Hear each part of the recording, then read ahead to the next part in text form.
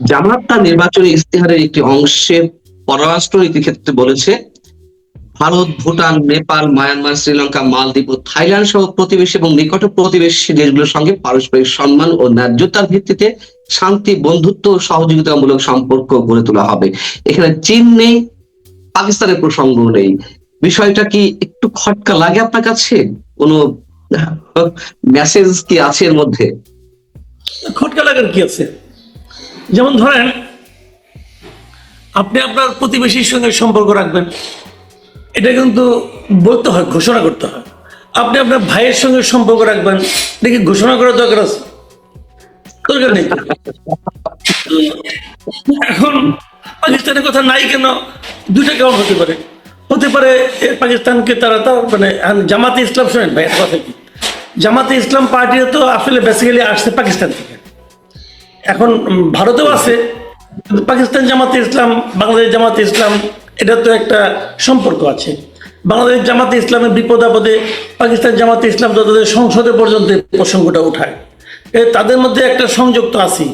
একসময় তো আমাদের জামাতে ইসলাম, যেটা বাংলাদেশ জামাতে ইসলাম, এটা তো পাকিস্তানি জামাতে ইসলামের পার্ট ছিল। দেশ বিভক্ত হয়ে গেছে, ওনারা চেষ্টা করছেন দেশটাকে এক রাখার জন্য, রাখতে পারেন নাই, দেশটা বিভক্ত হয়ে গেছে। কিন্তু দল তো একই রকম আছে। আগে তো নাম ছিল জামাতে ইসলামী বাংলাদেশ, যেমন আগে বলা হতো কমিউনিস্ট পার্টি অফ বাংলাদেশ, মানে বাংলাদেশের কমিউনিস্ট পার্টি, যেরকম জামাতে ইসলামী ছিল বাংলাদেশে জামাতে ইসলাম। কারণ এখন মানে জামাতে ইসলাম আরো অনেক জায়গায় আছে, বাংলাদেশে একটা আছে, এরকম নামকরণ তো আগে ছিল। তো তারপরে সরকার একটা আইন করলো যে ওরকম করা যাবে না, অন্য কোনো দেশের অংশ হওয়া যাবে না পার্টি। তারপরে এটা আওয়ামী লীগ আমলে আইন ছিল, তারপরে তারা নাম চেঞ্জ করে বাংলাদেশ জামাত ইসলাম করছে। তো এগুলো যা কিছু চেঞ্জ হয়েছে, এটা তো অনেক কিছু চেঞ্জ হয়েছে বাধ্যতামূলকভাবে, চাপে পড়ে। বাট চাপ না পড়লে মনে মনে তারা তো এটাই ছিল। এখনো তারা তাদের মধ্যে এক ধরনের ভ্রাতৃত্ববোধ, এক ধরনের মানে আপনার ভাইয়ের সঙ্গে ভাইয়ের যে সম্পর্ক, রক্তের বাঁধন, যে একটা কথা আছে না, ভাই বড় ধন, রক্তের বাঁধন, যদিও পৃথক হয় নারীর কারণ। এখন এখানে নারীর কারণ না, এখানে হয়তো মুক্তিযুদ্ধের কারণ। মুক্তিযুদ্ধের কারণে পৃথক হয়ে গেছেন, কি করবেন বলেন? এখন মানতে হয়, কিন্তু এটা দরকার পড়ে না। আবার আমি থাইল্যান্ডের বলতাম না, যে থাইল্যান্ডের সঙ্গে নামটা আসলো কেন? থাইল্যান্ড তো আমাদের নিকটতম প্রতিবেশী না। না, আপনি যে বললেন যে ভাইয়ের কথা কি আর বলার প্রয়োজন আছে? সেই ভাইয়ের প্রসঙ্গটিকে আসলে ইচ্ছাকৃতভাবে এড়িয়ে যাওয়া হয়েছে, যাতে নতুন করে কোন ধরনের সমালোচনার মুখে না পড়তে হয় যে ওই দেখো সেই পাকিস্তান, নাকি বেশি চালাকি আচ্ছা, করতে গিয়ে ধরা হয়ে গেছে? ওনাদের মনের কথা আমি কেমনে করে বলবো? আর আপনি ওনার মনের কথা কেন খোঁজার চেষ্টা করতেছেন? কারণ ওনার এইটাই ওদের স্ট্র্যাটেজি, যে আমরা এটুকু বলবো, এটুকু বলবো না। কিন্তু ভারতের সঙ্গে যে ওনার সম্পর্ক, যেটা বলছেন, যেটা আমার কাছে ভালোই, পারস্পরিক সম্মানের ভিত্তিতে সম্পর্ক। কেবল এটা ভারত কেন, পৃথিবীর সব দেশের সঙ্গে আমাদের পারস্পরিক সম্মানের ভিত্তিতে সম্পর্ক রাখা উচিত। এখন যাদের নাম বলছে তাদের সঙ্গে পারস্পরিক সম্মানের ভিত্তিতে, যাদের নাম বলে নাই তাদের সঙ্গে অসম্মানের ভিত্তিতেও রাখা যাইতে পারে, এরকম কিছু হতে পারে। আমি জানি না, আমি জাস্ট এটা একটু ফান করলাম আর কি। মাদারীপুর 1 নম্বর আসনে সেখানে দেখলাম যে জয় বাংলা স্লোগান দিয়ে ধানের শীষে ভোট চাওয়া হচ্ছে, এবং যারা এই স্লোগান দিচ্ছেন, যারা ভোট চাইছেন, তারা একেবারে কর্মী লেভেলের কেউ নয়, বরং মাঝারি গোছে বা আমরা স্থানীয় হিসাবে শীর্ষ নেতাই বলতে পারি, উপজেলা আওয়ামী লীগের সভাপতি বা সাবেক সভাপতি, স্থানীয় চেয়ারম্যান তারা। এবং তারা সবাই নূরে আলম চৌধুরী লিটনের অনুসারী, তিনিই নাকি তাদেরকে নির্দেশ দিয়েছেন। আপনি কি মনে করছেন যে তাহলে আওয়ামী লীগ এরকম একটি সিদ্ধান্ত নিয়েছে, তারা যার যার অবস্থান থেকে তার এলাকার ভোটারদের, স্থানীয় নেতারা তাদেরকে ভোট দিতে বলছেন এবং বিএনপি কে ভোট দিতে বলছেন? বিষয়টি কিরকম? হতে পারে, আবার নাও হতে পারে। অনেকে হয়তো নিজেরাই নিজেদের মতো করে কাজ করছেন, কে জানে। এই যে আপনি যার কথা বললেন, গত 6 বছর ধরে সে এই দলের কিছুই না, কোনো পদে সে নাই, কিন্তু এখন তাকে বাতিল করা দরকার, অথবা সে খুব ভালো অবস্থানে আছে, তাকে থামাতে হবে, থামাই দেওয়া হয়েছে। তো এই সমস্ত অভিযোগ তো উঠছে। অনেকে তো বলছে যে অনেক কিছু হয়েছে আদালতের মাধ্যমে, যেগুলো নাকি সঠিক নয়। তো এখন এগুলো তো বলাও যাবে না, বললে আবার আদালত অবমাননা হবে। কিন্তু আপনি এই ঘটনাটা বলেন, আপনি তাহলে এটা কি হলো? আবার ওদিকে জয় বাংলা বলে আসলেন, তাকেও তো আপনি জেলে নিলেন না। অথবা যার পক্ষে জয় বাংলা স্লোগান দিয়ে আসলো, তার মনোনয়ন কি স্থগিত হবে? হবে না তো। তাহলে এগুলি এখন কি হচ্ছে? আমাদের ইউনূস সাহেব বলেছেন উনি ইতিহাসে শ্রেষ্ঠ নির্বাচন উপহার দিচ্ছেন। তো এখন এটা শ্রেষ্ঠ মানে কোন দিক দিয়ে শ্রেষ্ঠ এটা বলতে পারবো না, তবে এই যা দেখতেছি ভাই, এই নির্বাচন একটা পক্ষপাত দুষ্ট নির্বাচন হতে যাচ্ছে, এতে আমার কোনো সন্দেহ নাই। অলরেডি বলা বলি শুরু হয়ে গেছে। এনসিপি লোকজন তো বলছে যে বিএনপিকে এই প্রশাসন এবং নির্বাচন কমিশন বিএনপিকে ক্ষমতায় আনার জন্য যা যা করা দরকার সব করছে। তো এনসিপি তো একটা গুরুত্বপূর্ণ দল, তারা যখন এই জন্য অভিযোগ করে, এই অভিযোগকে আপনি ইগনোর করবেন কিভাবে? পারবেন না তোরে ভাই।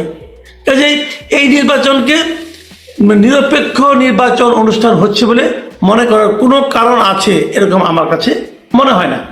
এটা একটা পক্ষপাত দুষ্ট নির্বাচন হচ্ছে। সেই পক্ষপাতটা কোন দিকে যেতে পারে? এনসিপি জামাতের পক্ষে নাকি বিএনপি পক্ষে? এনসিপি দাবি করছে যে নির্বাচন কমিশন বিএনপির পক্ষে কাজ করছে। এটা কি বাস্তবতা বলে? বাস্তবতা সেটি বলে যে নির্বাচন কমিশন ওরা তো আমাদের যে গুরুত্বপূর্ণ ব্যক্তি, ওনারা যদি দাবি করে আমি আপনি কি ভাবলাম এতে কিছু যায় আসে? আমি তো অনেক কিছুই ভাবি। আমি তো ভাবি যে এই নির্বাচনে আওয়ামী লীগের বিশাল একটা সংখ্যক ভোটারকে বঞ্চিত করা হচ্ছে। তো এই ভাবনার কি মূল্য আছে ওদের কাছে? আছে। তারা তো এটা নিয়ে আমার সঙ্গে কেউ তর্কও করে না। আসলে আলাপ করি, তুমি কোন বিচারে এই দলটা? কিন্তু আওয়ামী লীগের রাজনৈতিক কর্মকাণ্ড স্থগিত, আওয়ামী লীগের লোক ভোট দিতে পারবে, আওয়ামী লীগের ব্যানার ছাড়া সে ভোট দিবে, কিন্তু আওয়ামী লীগের ব্যানার ছাড়া সে যদি স্বতন্ত্র দাঁড়ায় তারা আপনি দায়িত্ব দিবেন না কেন? একজন লোক 6 বছর আগে ইলেকশন করছে, 6 বছর আগে সে এই দলে একটা পদে ছিল, এরপরে সে কোনো পদে ছিল না মাঝখানে 6 বছরে। এখন তাকে ইলেকশন করতে দিবেন না কেন? দিবেন না, এটা তো আমি মনে করি এটা অন্যায় হচ্ছে। তো এটা কি ইলেকশন কমিশন অথবা গভর্নমেন্ট মনে করে না তো। কাজে আমি আপনি কি মনে করলাম এতে কিচ্ছু যায় আসে না। বিএনপি কি মনে করে, জামাত কি মনে করে, এনসিপি কি মনে করে, আর এগুলির সঙ্গে সরকার কি মনে করে, এই সব মনে করেন একটা খিচুড়ি পাকান, ওই খিচুড়ি খান, স্বাস্থ্য ভালো হবে। না, তারা আমাদের বক্তব্যকে, আমাদের কথাকে মূল্যায়ন করুক আর না করুক, সাধারণ মানুষ তো নিশ্চয়ই আমাদের কথা শোনার জন্য, আপনার কথা শোনার জন্য বসে থাকে, এটি বাস্তবতা। সেই তাদের উদ্দেশ্যে তাদের তো নানান ধরনের আশঙ্কা রয়েছে, তাদেরও একটি হিসেব রয়েছে, সেই হিসেবগুলো মেলাতে চাই আমাদের মতো কিছু মানুষের কথা বা বক্তব্য শুনে। সেই জায়গা থেকে প্রশ্ন যে পক্ষপাত দুষ্ট চরমভাবে হবে এই নির্বাচন, সেটি কোন প্রক্রিয়ায়? প্রশাসনিক প্রক্রিয়ায়, কোনো ম্যাটিকুলাস নতুন কোনো ডিজাইন, নাকি বহিঃশক্তির কোনো প্রেসক্রিপশনে, নাকি ডক্টর ইউনূস যেটি চাচ্ছেন সেভাবেই হবে? এবং একই সঙ্গে প্রশ্ন, সেই পক্ষপাতটা কোন দিকে? সবভাবেই হবে। কারণ আপনি দেখেন কিছু কিছু জায়গায় প্রশাসন আওয়ামী লীগের দিকে, কিছু কিছু জায়গায় প্রশাসন বিএনপির দিকে, ঈশ্বর আওয়ামী লীগের কিছু কিছু জায়গায় প্রশাসন আওয়ামী লীগ জামাতের দিকে, কিছু কিছু জায়গায় প্রশাসন বিএনপির দিকে। কাজে অনেক জায়গায় হবে। কালকে আমি একটা অনুষ্ঠানে ছিলাম, সেখানে নুরুল হক নূর, উনি স্বতন্ত্র, উনি আপনার গণ অধিকার পরিষদের প্রার্থী, ওনাকে তো বিএনপি সাপোর্ট দিয়েছে। উনি কালকে অভিযোগ করলেন যে ওনার ওখানে যে প্রতিদ্বন্দ্বী, যিনি একসময় বিএনপির লোক ছিলেন, বিএনপি থেকে এখন বহিষ্কৃত, সেই ভদ্রলোক নাকি প্রশাসনকে প্রভাব বিস্তার করতেছে। তিনি একটা ব্যাখ্যাও দিলেন যে ওই প্রার্থীর, ওই ভদ্রলোকের স্ত্রী নাকি সরকারের একজন উচ্চপদস্থ কর্মকর্তা, আমলা। তো সেই আমলার প্রভাবে নাকি ওখানকার যত প্রশাসন আছে সবাই নাকি তার পক্ষে কাজ করতেছে। অভিযোগ এটা। উনি এটা নুরুল হক নূর মনে করেন ছোটখাটো কোনো নেতা না, একটা দলের কেন্দ্রীয় কমিটি সে সভাপতি, এবং বিএনপি যারা নাকি আগামীতে নির্বাচনে জয়ী হয়ে আসবেন তাদের দলের সমর্থিত একজন প্রার্থী। তিনি তো প্রকাশ্যে অভিযোগটা করলেন, কোনো কাজ হচ্ছে। তার মানে ওইখানে প্রশাসন ওই একজন স্বতন্ত্র প্রার্থীর পক্ষে পক্ষপাতমূলক আচরণ করছে, আবার আরেক জায়গায় প্রশাসন জামাতের পক্ষে আচরণ করছে, আরেক জায়গায় যে যেখানে পারছে সে সেখানে তার মতো করছে। ভাই সব জায়গায় এরকম 10 জায়গায় বিএনপি, 10 জায়গায় আওয়ামী লীগ, জামাত, 10 জায়গায় অন্য দল, এই আমি কিন্তু এই হিসাবটা ওইভাবে করতে চাই না। আমার কথাটা হলো কি, যে কোনো জায়গায় পক্ষপাতমূলক আচরণ প্রশাসন করবে না, এটাই হওয়া উচিত। সেটা হচ্ছে না এই কারণে যে প্রশাসন হলো কি, আমাদের দেশের প্রশাসন এরা হলো চরিত্রহীন প্রশাসন। এরা সবসময় খোঁজে যে কে ক্ষমতায় আসবে, যে ক্ষমতায় আসবে তার পা চাটার জন্য তারা বসে থাকে, এবং তারা আগেই বুঝে যে সম্ভাব্য কার ক্ষমতায় আসার চান্স আছে তার দিকে তারা হেলে থাকে, অথবা সরকারের দিকে হেলে থাকে। তো এই প্রশাসন দিয়ে এইভাবে, এবং যে ডিসি নিয়োগ করা হয়েছে, আমি তো বলেছিলাম যে এই ইলেকশন কমিশনের উচিত হবে যে এই ডিসিদেরকে সবগুলিকে চেঞ্জ করা। তো ওনারা তো করে নাই। এই ইলেকশন কমিশনের মিনিমাম মেরুদণ্ড আছে বলে তো আমার কাছে মনে হয় না। যদি মেরুদণ্ড থাকতো তাহলে এই সমস্তগুলি সে চেঞ্জ করতো। যদি মেরুদণ্ড থাকতো তাহলে সে গণভোট বন্ধ করে দিত। গণভোটের নামে যেটা হতে যাচ্ছে এটা তো আরেক পক্ষপাত দুষ্টতার একটা চরম উদাহরণ। প্রশাসন বলতে আপনি কাকে বোঝাচ্ছেন? প্রশাসনের ঘাড়ে কয়টি মাথা যে এই গণভোট বন্ধ করে দেবে? বন্ধ করার ক্ষমতা কিংবা ম্যানিপুলেশন করার ক্ষমতা কিংবা ফেয়ার ফ্রি করার ক্ষমতা তো সেই একমাত্র ডক্টর ইউনূস সাহেব বা তার সরকারের। এখানে প্রশাসন, তার অধীনস্থ প্রশাসন, আমরা মাঠ পর্যায়ে যা বুঝি প্রশাসন বলতে, তাদের কি করা আছে এখানে? দেখেন, আমি বলি আপনি, প্রশাসনের না, গণভোট বন্ধ করার ক্ষমতা আছে নির্বাচন কমিশনের। নির্বাচন কমিশনের উচিত ছিল বলা যে এই গণভোট আমরা করব না। এটা উচিত এই কারণে যে নির্বাচন কমিশন যেটাকে দণ্ডনীয় অপরাধ মনে করে আরপি অনুযায়ী সেটা বিজ্ঞপ্তি দিয়ে জানিয়েছে যে এই কাজগুলি করা দণ্ডনীয় অপরাধ। টোটাল প্রশাসন দেশের সেই দণ্ডনীয় অপরাধ করেছে, এখনো করছে। সরকার করছে, জেলা প্রশাসক করছে, ইউএনও করছেন, সবাই। সেটা হলো ভোটের পক্ষে তারা ভোট চেয়েছে, এটা দণ্ডনীয় অপরাধ, এটা ইলেকশন কমিশনই বলতেছে। তো এই অপরাধ করার পর তাদের চাকরি কি করে থাকে? তাদের সবাই তো মিনিমাম এই অপরাধের সাজা হলো মিনিমাম 1 বছরের জেল। তো সব ডিসিতে 1 বছর করে জেল হওয়া উচিত মিনিমাম, চাকরি চলে না। আপনি যে শুধু সেটি নয়, আপনি যে শাস্তির কথা বলছেন, করেছে এই জন্য শাস্তি হওয়া উচিত, কিন্তু এখনো যে করছে, এখনো যে থেমে নেই, সেই ইনফরমেশনটাও সম্ভবত অনেকেই জানে না। এখনো সমান্তরালে করে যাচ্ছে, যেখানে ব্যানার টানা টানানো আছে হ্যাঁ পক্ষে, সেগুলো টানানো আছে। মাঠ পর্যায়ে দুর্গম এরিয়ায় স্থানীয় প্রশাসন হ্যাঁ পক্ষে প্রচারণা চালাচ্ছে, এর এভিডেন্সও রয়েছে। তাহলে নির্বাচন কমিশনের কথা তো কোনো প্রকার কিছু কর্ণপাত করছে। এভিডেন্স মাঠ পর্যায়ে বলবেন কেন? গতকালকে আমি সরকারের পক্ষ থেকে একটা মেসেজ পেয়েছি, সবাই পায়, গভর্নমেন্ট ইনফো নামে একটা মেসেজ আসে। সেই মেসেজে বলা হয়েছে হার পক্ষে ভোট দিন। ওই মেসেজ তো আমার কাছে আছে, কালকেও। তো এটা আপনি কি বলবেন? মানে না কেউ করে, আইন মানে না, আইন না মানে আইন। যদি বেশি কিছু বলেন বলবো যে এইটাই জুলাইয়ের চেতনা, এইটাই জুলাইয়ের চেতনা, যে আইন না মানাই আইন। আর আপনি প্রশ্ন করতেছেন আপনি ফেসিবাদের দোষর, শেষ হয়ে গেল। অথবা আপনার বাড়ির সামনে গরুর জিয়াফত করবে, গরু জবকেরা আমার বাড়ির সামনে করবে, হয়ে গেল, বিচার হয়ে গেল। ডক্টর ইউনূস বলবে এত কথা কি কারণে বলো, যা হচ্ছে এটা হতে দাও, এটি আইন। কি বলবেন আপনি? যে বিষয়ে জিজ্ঞাসা, আবারও সে ভোট প্রসঙ্গে আসি, এটি নিয়ে আমরা শেষ করবো উত্তরটি।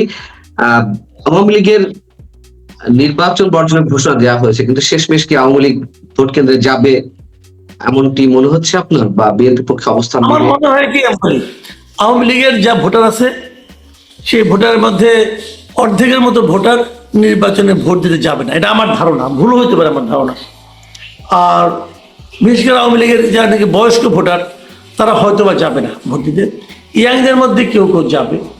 ইয়াংদের মধ্যে যারা যাবে তাদের ধরেন আপনার যা ভোট যাবে তার মানে আপনার অর্ধেকের বেশি ভোট সম্ভবত বিএনপির দিকে যাবে আমার ধারণা। জামাত একটু কম ভোট পাবে, জামাত হয়তো বেশি পেত, জামাত বেশি পেত যদি জামাত এনসিপির সঙ্গে এই জোটটা না করত। জামাতের সঙ্গে এনসিপি জোট করাতে বিএনপির ভোটাররা জামাতকে হয়তো অতটা আগের মতো যতটা ভেবেছিলাম আমি শুরুতে, কারণ জামাত তো আপনার আওয়ামী লীগের অনেককে রক্ষা করেছে নানাভাবে। এই 5ই আগস্টের পরে তাদের বিভিন্ন রকম লুটপাট চাঁদাবাজির হাত থেকে তারা কিন্তু এক ধরনের সাপোর্ট দিয়েছে। সেই সাপোর্টের জায়গাটা হয়তো তারা পেত, কিন্তু যখন তারা এনসিপির সঙ্গে জোট করেছে তখন ওই আওয়ামী লীগের লোকজনের কাছে এটা তারা মনে করবে যে এনসিপিকে তারা কিন্তু আওয়ামী লীগের নির্বাচনী কার্যক্রম স্থগিত করা, নির্বাচনে অংশ নিতে না পারা, এই সব কিছুর জন্য তারা কিন্তু এনসিপিকেই দায়ী করে। সেই এনসিপির সঙ্গে যখন জামাত মিলে, এমনি আমরা যতই বলি না কেন জামাত আপনি এনসিপির বি টিম, কিন্তু তাদের মনে ছিল তাদের জামাত বোঝা আরেকটা অন্যরকম টিম। যখন তারা মিলে গেছে তখন কারোর বুঝতে বাকি নাই যে যাহা এনসিপি তাহাই জামাত, যাহা এনসিপি করিয়াছে জামাতের কারণেই করিয়াছে, জামাত বলিয়াছে বলিয়া করিয়াছে। তো অতএব সেই জামাতের প্রতি অনেক আওয়ামী লীগের যারা নাকি আপনার ভোটার আছে তারা হয়তো শেষ মুহূর্তে ভোট নাও দিতে পারে বলে আমার ধারণা।